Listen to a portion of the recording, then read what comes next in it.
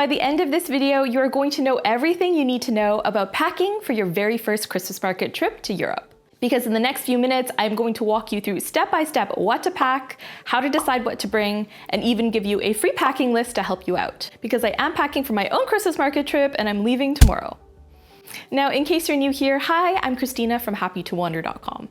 And this channel is all about practical travel tips from someone who's been there, done that, so be sure to like and subscribe if that sounds like your kind of thing. Now, let's get started with part one, which is deciding what to bring.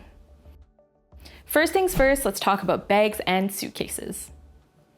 So for my trip, I'm personally going to be going carry-on only, but I know with a Christmas market trip that can often be really challenging, not just because naturally for winter you're packing bulkier items, but also because for a Christmas market trip, you're gonna wanna do some shopping.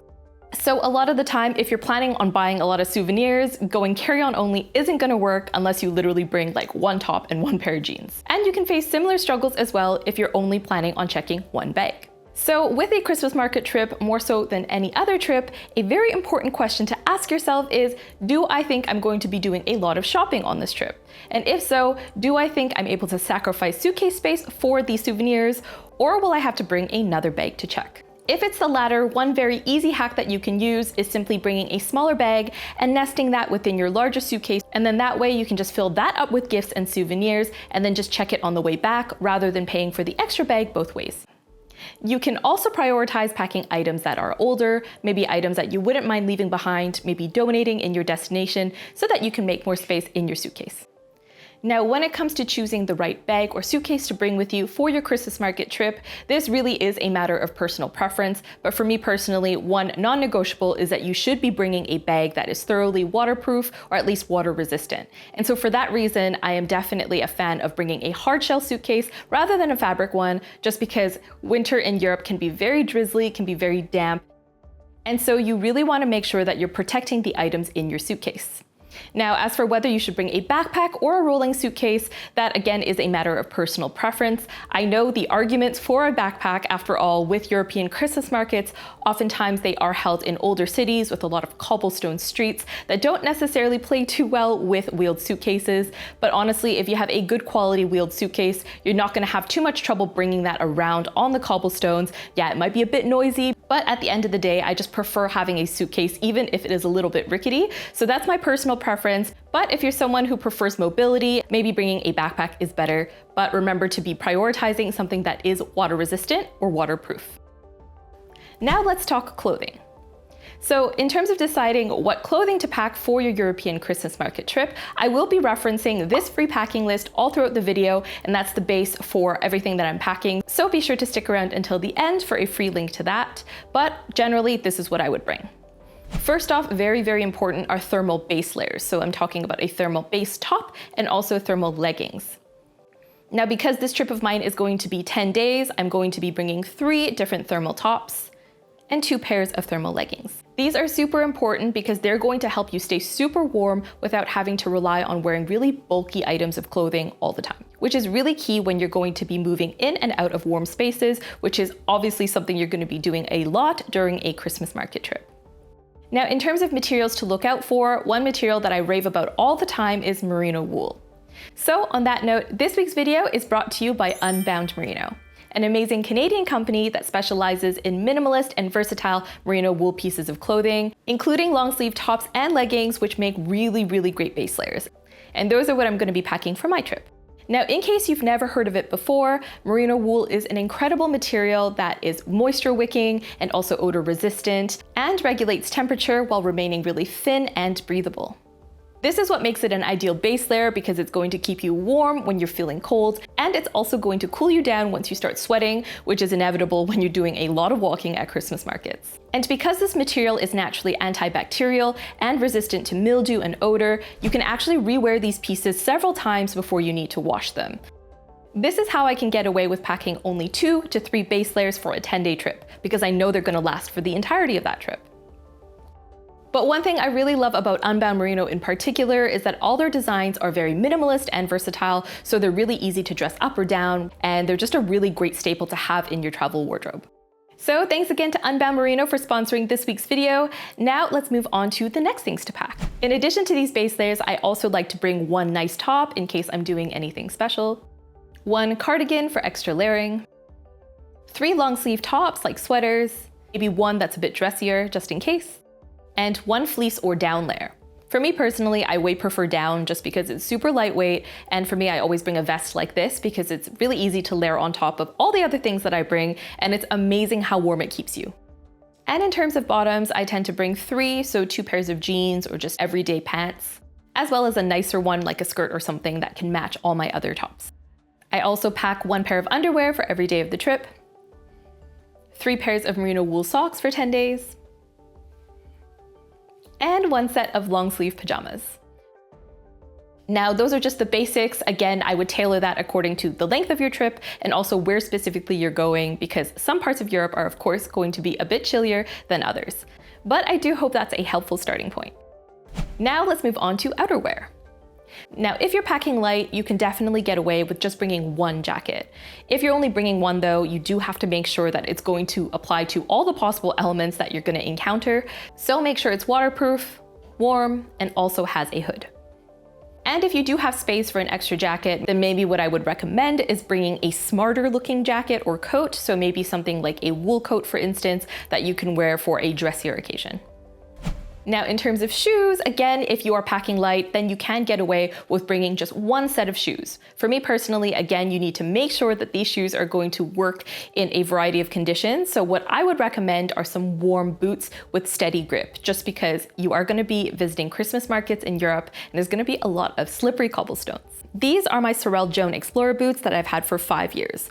I actually bought them in Strasbourg when I was there for Christmas markets, and my old boots literally just like split open while I was walking down the street. So I ducked into Galeries Lafayette, got this pair, and I've been in love with them ever since. For a standard city-based Christmas market trip, something like this would be perfect. So something that's warm, insulated, but also still has really good grip on the soles. And if you do have some extra space, I would recommend bringing maybe a fancier pair of shoes, not necessarily heels, but maybe something that's just not bulky snow boots. So maybe some black flats or something that can work with the dressier outfits that you do bring. But again, that's only if you're planning on doing some nicer experiences. If you don't think you're going to be going to nicer restaurants or bars, then you don't need to bother.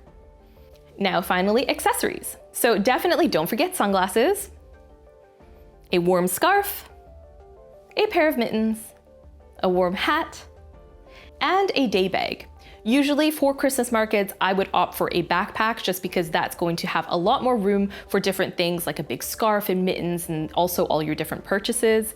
But if you're looking for something that you can hold a bit closer to your body, then a solid crossbody would also work, bearing in mind that at some Christmas markets, it can be very crowded. So you do want to have a bag that you can ideally cover up or wear on your front in case you feel like there might be a threat of pickpockets. And one thing that people often forget is actually bringing a reusable bag like a tote bag.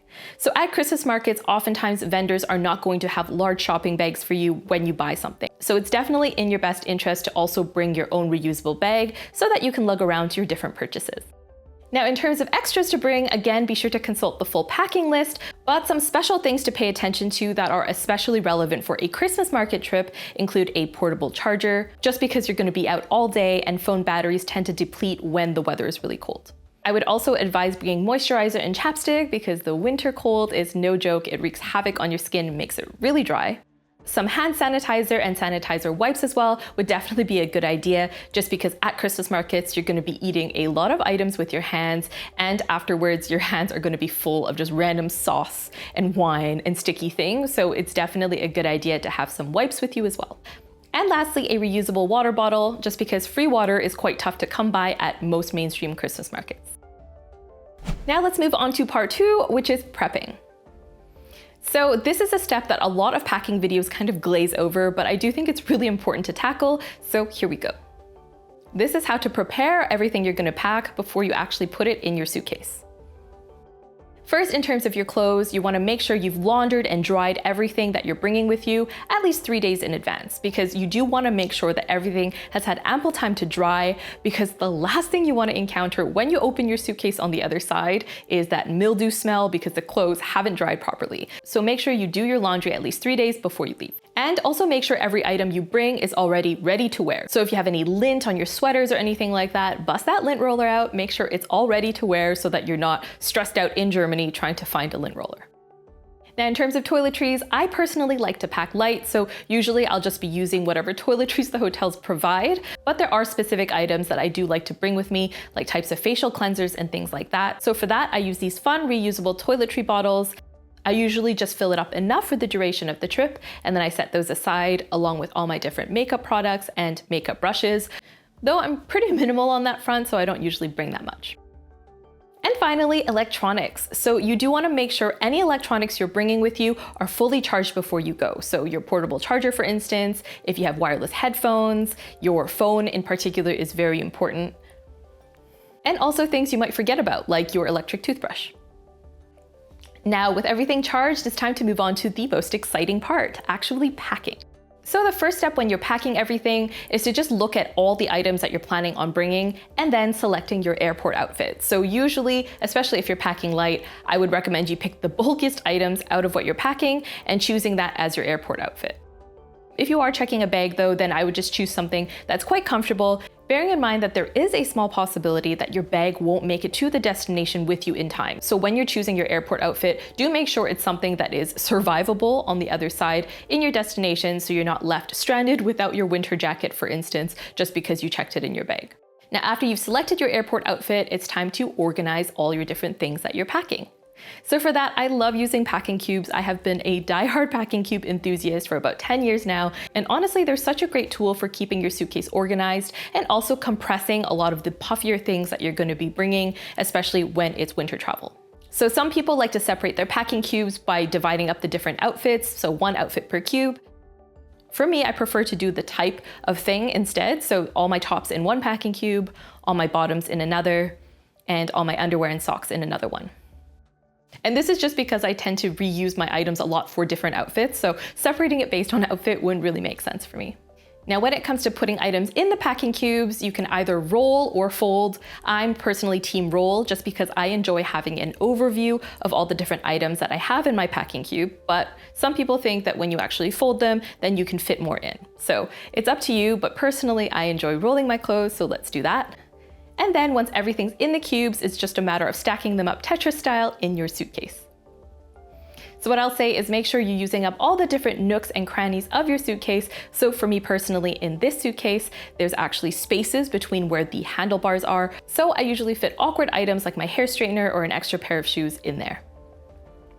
If your suitcase has two separate sides, what I usually do is I put the two packing cubes on the zippered end because that way you get more compression out of it as well. And one thing I'll note is when you are packing, do be mindful that the heavier items that you're bringing, like if you're bringing boots or anything, do try to put those on the bottom of the suitcase closer to the wheels or closer to the bottom of the bag that you're bringing, just because if you put heavier items up top, then oftentimes that suitcase can lose its balance or it can tip over. So definitely save your heaviest items for the bottom of the suitcase. And lastly, for your personal item, here's how I would pack it. I always like to make sure things are organized, so all my electronics and chargers go in one bag. Like this universal adapter, definitely can't forget that. And my other camera equipment and gear. This usually goes on the bottom because it's the heaviest, and I'm also not likely going to need it right away at the airport. I also bring my toiletries in my personal item just in case, just because those are essential if you get stranded anywhere without your suitcase. My headphones, water bottle, and portable charger also go in my personal item. And I'll usually layer them in order of what I'll need most at the airport. So liquids and laptop at the top. All right, thanks so much for watching. You can check out this link here for the free printable packing list that I referenced at the start of this video. And be sure to let me know in the comments what other packing tips you have for surviving Christmas markets. Thanks again for watching. I'll see you next time. Bye.